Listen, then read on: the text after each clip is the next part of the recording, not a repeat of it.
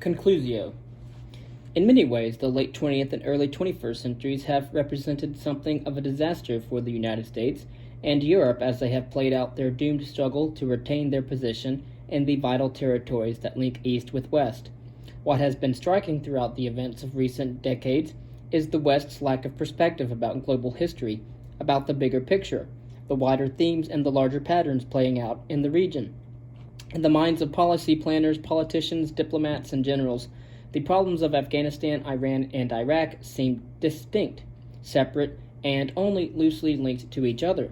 And yet taking a step back provides valuable perspective, historical consciousness, if you will, as well as remarkable insight, enabling us to see a broad region that is in turmoil. In Turkey, a battle is raging for the soul of the country, with internet providers and social media being shut down on a whim by a government divided about where the future lies. The dilemma is replicated in Ukraine, where different national visions have torn the country apart. Syria, too, is going through a traumatic experience of profound change as forces of conservatism and liberalism battle each other at huge cost. The Caucasus has been through a period of transition as well, with multiple issues of identity and nationalism bubbling up, most notably in Chechnya and Georgia. Then, of course, there is the region further east, where the Tulip Revolution in Kyrgyzstan in 2005 was the prelude to a long period of political instability, and Xinjiang in western China, where the Uyghur population have become increasingly unsettled and hostile, with terrorist attacks now such a threat that the authorities have decreed that growing a long beard is a mark of suspicious intentions, and have begun a formal program known as Project Beauty to prevent women from wearing the veil. There is more going on then than the clumsy interventions of the West in Iraq and Afghanistan, and the use of pressure in Ukraine, especially in regards to Russia's war with Ukraine now, Iran, and elsewhere as well. From east to west, the Silk Roads are rising up once more. It is easy to feel confused and disturbed by dislocation and violence in the Islamic world, by religious fundamentalism, by clashes between Russia and its neighbors, or by China's struggle with extremism in its western provinces. What we are witnessing, however, are the birthing pains of a region that once dominated the intellectual, cultural, and economic landscape, and which is now re-emerging. We are seeing the signs of the world's center of gravity shifting back to where it lay for millennia. There are obvious reasons why this is happening. Most important, of course, are the natural resources of this region.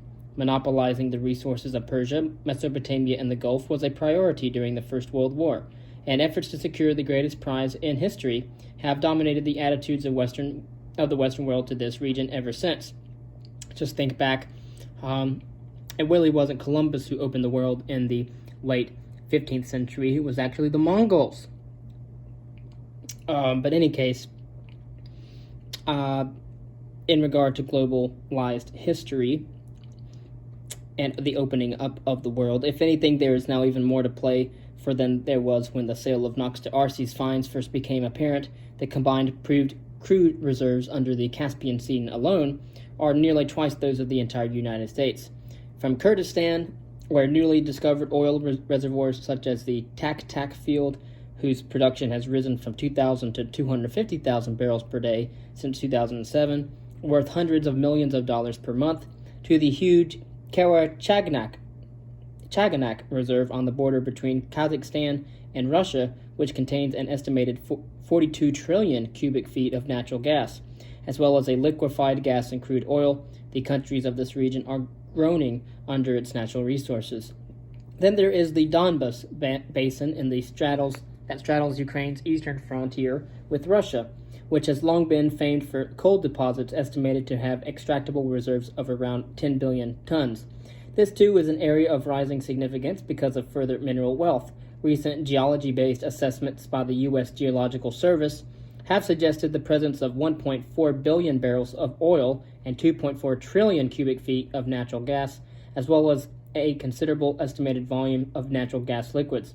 Alongside this sit the natural gas supplies of Turkmenistan, with no less than 700 trillion cubic feet of natural gas estimated to be below the ground. The country controls the fourth largest supplies in the world. And then there are the mines of Uzbekistan and Kyrgyzstan that form part of the Tian Shan belt, secondly only to the Witwatersrand Basin in South Africa for the size of its gold deposits.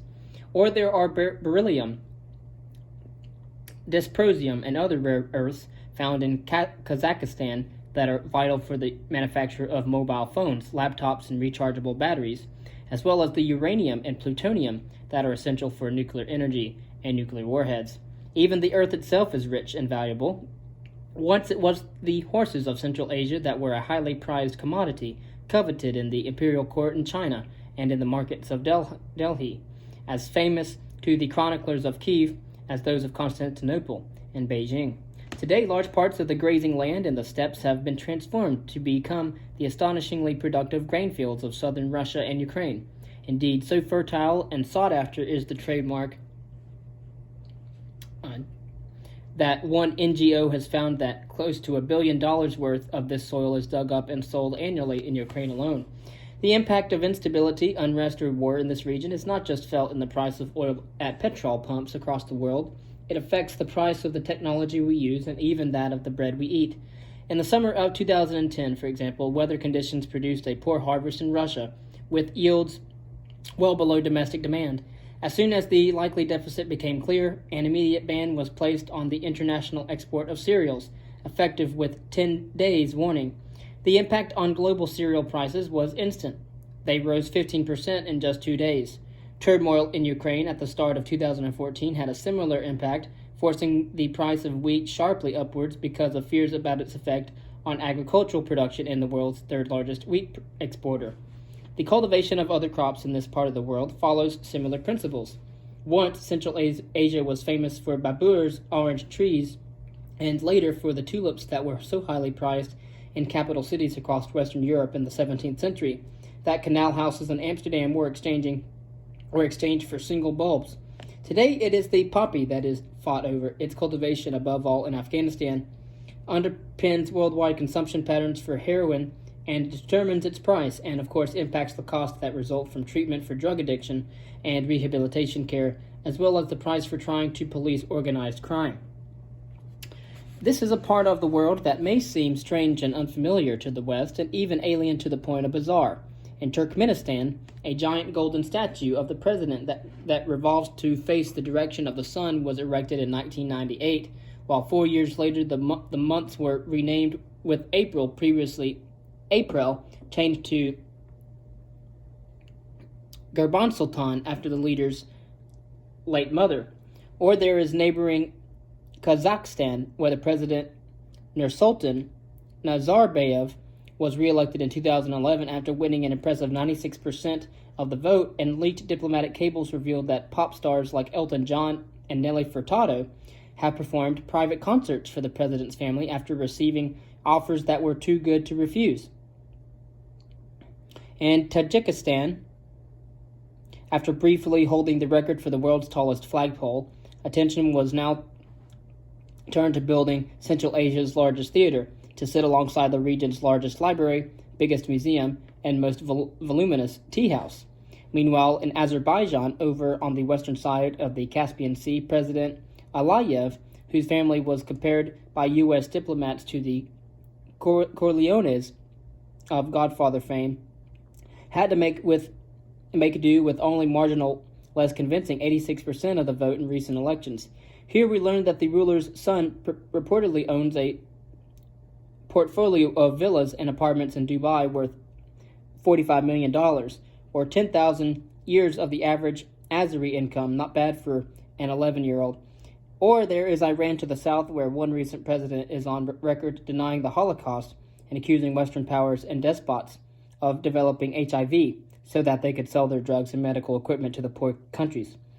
It is a region characterized in Western minds as backward, despotic, and violent.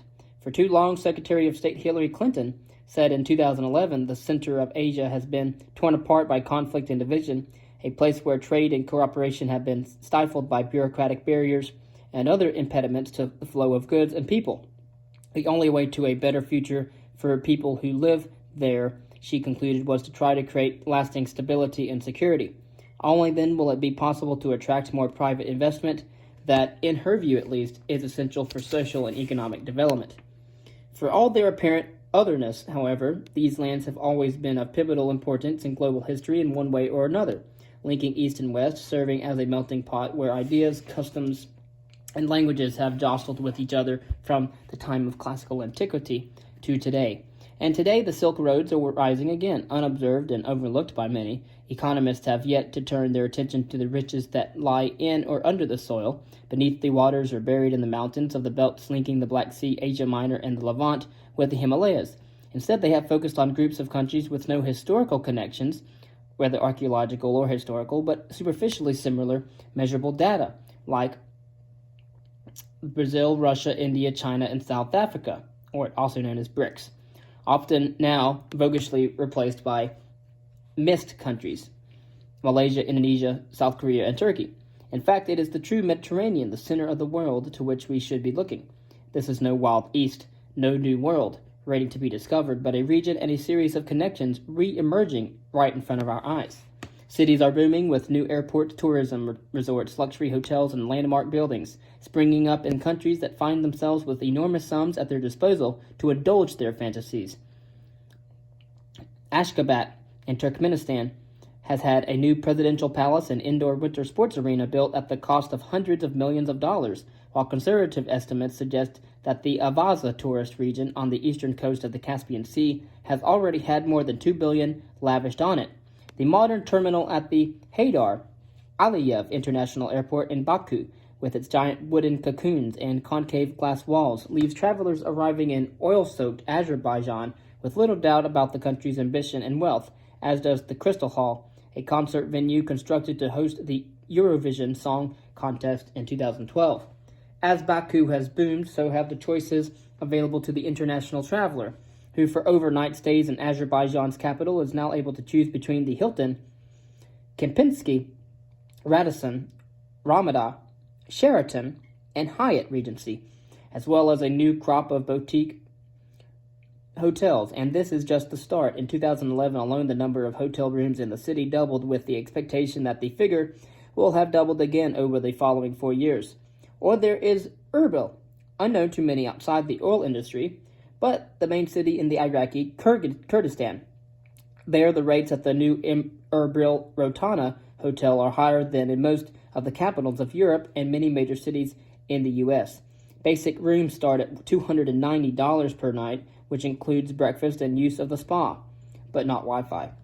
Major new urban centers have been founded, even including a new capital city, Astana, in Kazakhstan, which has risen from the dust in less than 20 years, is now home to a spectacular palace of peace and reconciliation, designed by Norman Foster, as well, and a 330-foot tall tower in the shape of a tree in which nestles a golden egg, where visitors are encouraged to place their hand in an imprint formed by the president of Kazakhstan and make a wish. To the untrained eye, this looks like a new frontier land, a place whose billionaires appear from nowhere to buy the finest works of art in the auction houses of London, New York, and Paris, and are happy to acquire the best real estate on the globe at prices that are scarcely believable to long-term residents. In the London property market, the average spend of buyers from these former Soviet republics is nearly 3 times higher than that of buyers from the U.S. or China, and 4 times higher than that of local purchasers. One after another, exclusive private homes and landmark buildings in Manhattan, Mayfair, Knightsbridge, and the south of France are bought by Uzbek copper magnates, by tycoons who have made their fortunes in the potash business in the Urals, or by oil moguls in Kazakhstan, who pay top dollar and usually in cash. Some lavish their fortunes on world-famous footballers such as Samuel Eto'o, bought by an oligarch from the Caspian Sea to play for Anzi Makhachkala, a club based in Dagestan, and who was at one point the highest-paid footballer in the world. Others spared no expense in building their country's profile, with Baku's hosting of the Women's Under-17 Football World Cup, marked by Jennifer Lopez's performance at the opening ceremony, a sharp difference from the 10-minute grand opening for the event 2 years earlier when it was held in Trinidad and Tobago, when a small dance troupe trope was watched by a few hundred spectators. New connections are springing up across the spine of Asia, linking this key region to the north, south, east, and west, and taking many different routes, shapes, and forms, just as they have done for millennia. These have been supplemented by new kinds of arteries, such as the Northern Distribution Network, a series of transit corridors for the delivery of non-lethal goods to U.S. and coalition forces in Afghanistan through Russia, Uzbekistan, Kazakhstan, Kyrgyzstan, and Tajikistan, with several making use of infrastructure set up by the USSR in the 1980s during the Soviet occupation. Then, of course, there are the oil and gas pipelines that bring energy to consumers willing and able to pay for them in Europe, India, China, and beyond. Pipelines crisscross the region in every direction, linking to the port of Ceyhan in southeastern Turkey, or sprawling across Central Asia to fulfill the need for fossil fuels in China as the economy grows. New markets, too, are being opened up and tied together, prompting close cooperation between Afghanistan, Pakistan, and India, whose interests align closely when it comes to assessing more plentiful and cheaper energy via a new pipeline that will have a capacity of 950 billion cubic feet of natural gas per year. The route, following the highway from the gas fields of Turkmenistan towards Herat to Kandahar, and then on to Quetta and Multan, would have been as familiar to Sogdian traders active 2,000 years ago as to the 17th century horse dealers, as recognizable to British railway planners and strategists in the Victorian era as to poets traveling to work at the medieval Ghaznavid court. Existing and proposed pipelines connect Europe to the oil and gas reserves in the center of the world as well, raising the political, economic, and strategic importance not only of the exporter states but also of those whose territories the pipelines cross. As Russia has already shown, energy supplies can be used as a weapon, whether through price hikes or simply by turning off supplies to Ukraine. With many countries in Europe heavily dependent on Russian gas and many more on companies where the Kremlin-backed Gazprom holds a strategic or even a controlling stake, the use of energy resources and pipelines as economic, diplomatic, and political weapons is likely to be an issue in the 21st century. It is perhaps an ominous sign that President Putin's PhD dissertation was concerned with strategic planning and the uses of Russian mineral resources, even though some have cast doubt on the originality of the thesis and even on the veracity of the award of a doctorate. To the east, these pipelines are bringing the lifeblood of tomorrow as China buys Ford gas supplies on a 30-year contract worth $400 billion over its lifetime. The giant sum, partly to be paid in advance, gives Beijing the energy security it craves, while more than justifying the estimated $22 billion cost of a new pipeline and providing Moscow freedom and additional confidence in how it deals with its neighbors and its rivals. It is no surprise, then, that China was the only member of the United Nations Security Council not to rebuke Russia for its actions during the Ukraine crisis of 2014.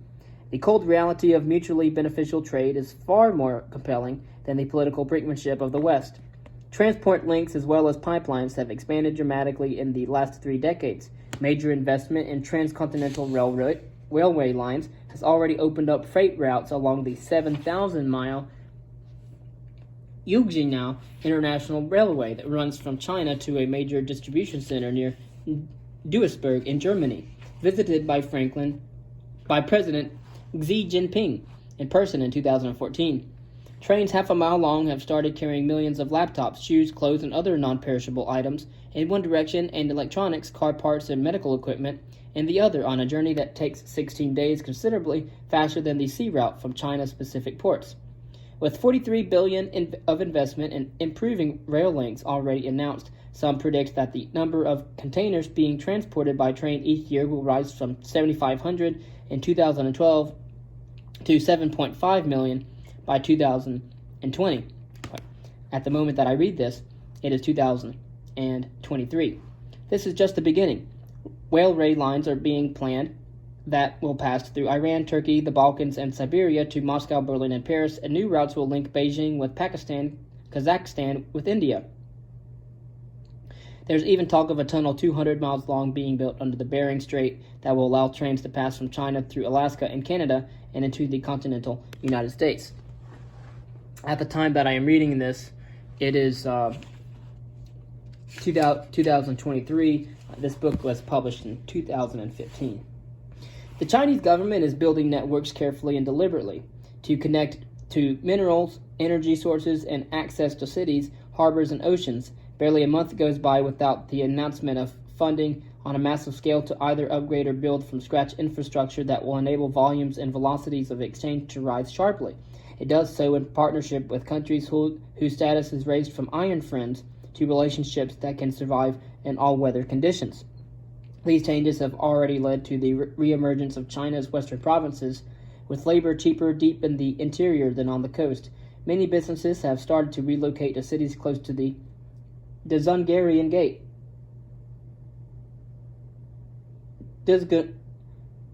Dzungarian Gate, the ancient entry point in the country's west through which modern trains now pass. Hewlett-Packard has moved production from Shanghai to Chongqing in the southwest, where it now produces 20 million laptops and 15 million printers per year, shipping millions of units by train to markets in the west. Others, like the Ford Motor Company, have followed suit, or there is Foxconn, a leading IT manufacturer and key Apple supplier that has built up its presence in Chengdu at the expense of its former facilities in Shenzhen. Other transport networks have also burst into life. 5 flights a day take businessmen and tourists from China to Almaty in Kazakhstan. Baku in Azerbaijan sends 35 plane loads a week to and from Istanbul, and many more to cities across Russia. Arrival and departure schedules for airports such as Ashgabat, Tehran, Astana, and Tashkent now show a vast and growing transport mesh between the cities of this region, while also showing how light the contact is with Europe, from where inbound flights are a rarity, especially compared with flights to the Gulf, India, and China. New intellectual centers of excellence are also emerging in a region that at one time produced the world's most outstanding scholars. Campuses have been springing up across the Persian Gulf that have been endowed by local rulers and magnates and administered by Yale, Columbia, and others. And there are the Confucius Institutes, nonprofit cultural centers promoting Chinese language and culture, that have been established in every one of the countries between China and the Mediterranean to display the generosity and goodwill of Beijing. New centers for the arts are likewise being built, from the extraordinary National Museum of Qatar to the Guggenheim Museum in Abu Dhabi, to the Baku Museum of Modern Art, or imposing new buildings like the National Library in Tashkent, or the Samiba Cathedral in Tbilisi, paid for by the Georgian tycoon Bedzina Ivanishvili, who bought Picasso's Dora Maar for $95 million at an auction in 2006. This is a region being revived and restored to former glory. Western fashion houses like Prada are building huge new stores and seeking spectacular sale figures across the Persian Gulf, Russia, China, and the Far East, so that with delicious irony, fine fabrics and silks are being sold back to the place where silk and fine fabrics originated. Clothing has always been a marker of social differentiation, from Zhongdu chieftains 2,000 years ago to the men and women of the Renaissance 5 centuries ago. Today, ravenous appetites for the most exclusive brands have a rich historical pedigree and are an obvious indicator of the emerging new elites in countries whose wealth and importance are rising. For those with more exotic and malign tastes, there is the encrypted website where weapons, drugs, and more can be traded anonymously, also known as the black web or the black market, and whose name was chosen deliberately to evoke the communication networks and trade emporia of the past, the Silk Road. While law enforcement agencies engage in constant games of cat and mouse with those developing new technologies, and for control of the future, the battle for the past is also becoming an increasingly important part of the new era that we are heading into. It's not just that history will be re-examined and re-evaluated for its own sake, although this will happen too as the new universities and campuses blossom and grow, but the past is very much a live subject across the Silk Roads. The battle for the soul of Islam between rival sects, rival leaders, and rival doctrines is as intense as in the first century that followed the death of the Prophet Muhammad, with much depending on interpretations of the past. The relationships between Russia and its neighbors on the one hand, and with the Western world on the other, likewise have proved volatile and intense. Old rivalries and enmities can be stirred up or soothed with carefully chosen examples from history where scores were settled or were set to one side. Establishing how useful and important old connections were in the past can be very helpful for the future. One reason why China is investing so heavily in bonding itself to the Silk Roads that lie to the west, precisely by asserting a common heritage of commercial and intellectual exchange. Indeed, China has been at the forefront of the telecoms revolution across the region, pushing the construction of fixed-line cables together with data transmitters that allow some of the fastest download speeds in the world. Much of this has been built by Huawei and ZTE companies with close links to the People's Liberation Army of China, with soft loans provided by the China Development Bank, or in the form of intergovernmental aid, enabling the construction of state-of-the-art facilities in Tajikistan, Kyrgyzstan, Uzbekistan, and Turkmenistan. Countries where China is keen on building long-term futures became the regional stability and, above all, the mineral wealth. Concern about these telecoms companies was enough to prompt U.S. congressional hearings, which concluded that Huawei and ZTE cannot be trusted on the basis that they are too close to Chinese state influence and thus pose a security threat to the United States. This is paradoxical, given the subsequent revelation that the National Security Agency set up a clandestine program named Operation Shot Giant to infiltrate and hack Huawei's servers. The West's growing preoccupation with China is not surprising, for a new Chinese network is in the process of being built that extends across the globe. As late as the middle of the 20th century, it was possible to sail from Southampton, London, or Liverpool to the other side of the world without leaving British territory, putting in at Gibraltar and then Malta before Port Said. From there to Aden, Bombay, and Colombo, pausing in the Malay Peninsula and finally reaching Hong Kong. Today, it is the Chinese who could do something similar. Chinese investment in the Caribbean rose more than fourfold between 2004 and 2009, while across the Pacific region, roads, sports stadia, and gleaming government buildings are being constructed with the help of aid, soft loans, or direct investment from China. Africa, too, has seen a heavy intensification of activity as China builds a series of footholds to help it get ahead in the range of great games that are underway, part of the competition for energy, mineral resources, food supplies, and political influence at a time when environmental change is likely to have a significant impact on each. The age of the West is at a crossroads, if not at an end. In the opening statement of a review prepared by the U.S. Department of Defense in 2012, President Barack Obama's first sentence spells out the long-term perception of the future in no uncertain terms. Quote, "Our nation is at a moment of transition." End quote. The world is transforming before our eyes, the president continued, something that demands our leadership so that the United States of America will remain the greatest force for the freedom and security that the world has ever known. In practice, as the review makes clear, this means nothing less than the complete reorientation of the United States. We will, of necessity, rebalance towards the Asia-Pacific region. Despite budget cuts of $500 billion to defense spending already planned over the next decade, and with further reductions likely, President Obama took pains to stress that these will not come at the expense of this critical Asia-Pacific region. If one mini brutal paraphrase the report, for 100 years the U.S. has directed much of its attention to its special relationships with countries in Western Europe. It is now time to look elsewhere. The same conclusion has been reached separately by the Ministry of Defense in London, whose own report likewise accepted that the world is going through a period of turbulence and transformation. The period up to 2040 will be a time of transition, noted the authors of the study, with the understatement so characteristic of the British civil service.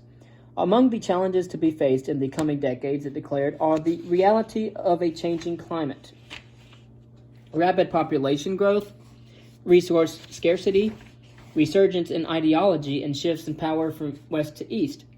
As the heart of the world takes shape, institutions and organizations that formalize relations across this pivotal region are also coming into being. Originally set up to facilitate political, economic, and military collaboration between Russia, Kazakhstan, Kyrgyzstan, Tajikistan, Uzbekistan, and China, the Shanghai Cooperation Organization, the SCO, is becoming increasingly influential and gradually turning into a viable alternative to the European Union. Although some decry the association as a vehicle for human rights violations, highlighting the failure of member states to respect the UN Convention on Torture and their flagrant lack of protection for minorities, others see it as the future with countries like Belarus and Sri Lanka granted formal permission to attend meetings as observers. That is not enough for Turkey, which has clamored to join as a full member and to reorient away from Europe. The country would turn its back on its protracted and frustrating application to join the European Union, the Turkish Prime Minister announced in a television interview in 2013, and look to the East. The SCO, he stated, is better and more powerful, and we have values in common. These comments should perhaps not be taken entirely at face value, for the countries and peoples in this part of the world have long been used to playing two sides against each other and juggling competing interests to their own benefit. Nevertheless, it is no coincidence that as thoughts turn to the emerging New World Order, the same conclusions are being drawn in Washington, Beijing, Moscow, and elsewhere. It is time, the U.S. Secretary of State said in 2011, to set our sights on a new Silk Road that will help the region as a whole to flourish. It is a theme taken up by the Chinese President Xi Jinping. For more than 2,000 years, he announced in Astana during a major tour of the center of Asia in the autumn of 2013, the peoples who live in that region, the region that connects East and West, have been able to coexist, cooperate, and flourish despite differences in race, belief, and cultural background. It is a foreign policy priority, he went on, for China to develop friendly and cooperative relations with the Central Asian countries. The time has come, he went on, to make economic ties closer, improve communication, encourage trade, and enhance monetary circulation. The time has come, he said, for a Silk Road economic belt to be built. In other words, a new Silk Road. The world is changing around us as we move into an era where the political, military, and economic dominance of the West is coming under pressure. The sense of uncertainty is unsettling. The false dawn of an Arab Spring, which promised a wave of liberalism and a surge of democracy, has given way to intolerance, suffering, and fear across the region and beyond, as Islamic State in Iraq and Syria and its adherents seek to take control of territory, oil, and the minds of its victims. Few doubt that there is more turbulence to come, not least because of the dramatic fall in the price of oil, which threatens to have an impact on the stability of states across the Persian Gulf, Arabian Peninsula, and Central Asia, who find themselves struggling to balance their budgets and being forced to introduce austerity measures after generations of living off rich deposits of oil and gas. Economic compression and political volatility go hand in hand and rarely resolve quickly and easily. To the north of the Black Sea, Russia's absorption of the Crimea and its involvement in Ukraine, as has been recently noted, Russia's war with Ukraine, have destabilized relations between Moscow and Washington, as well as with the European Union, in direct contrast to the trajectory of Iran, long a pariah state, but now seemingly reverting to its traditional role as an anchor from which peace and prosperity might spread. And then, of course, there is China, clearly entering a phase of transition, where the breakneck speed of economic growth of the last 2 decades is slowly to a pace widely referred to as a new normal, consistent but not dramatic. How China engages with its neighbors and near neighbors and the role it plays on the global stage will help shape the 21st century. The immense resources being plowed into one belt, one road vision set out by Xi Jinping in 2013 strongly suggests that China is planning for the future. Elsewhere, the traumas and difficulties, the challenges and problems seem to be birthing pains, signs of a new world emerging before our eyes. While we ponder where the next threat might come from, how best to deal with religious extremism, how to negotiate with states who seem willing to disregard international law, and how to build relations with peoples, cultures, and regions who have histories about whom we have spent little or no time trying to understand, networks and connections are quietly being knitted together across the spine of Asia, or rather they are being restored. The Silk Roads are rising again.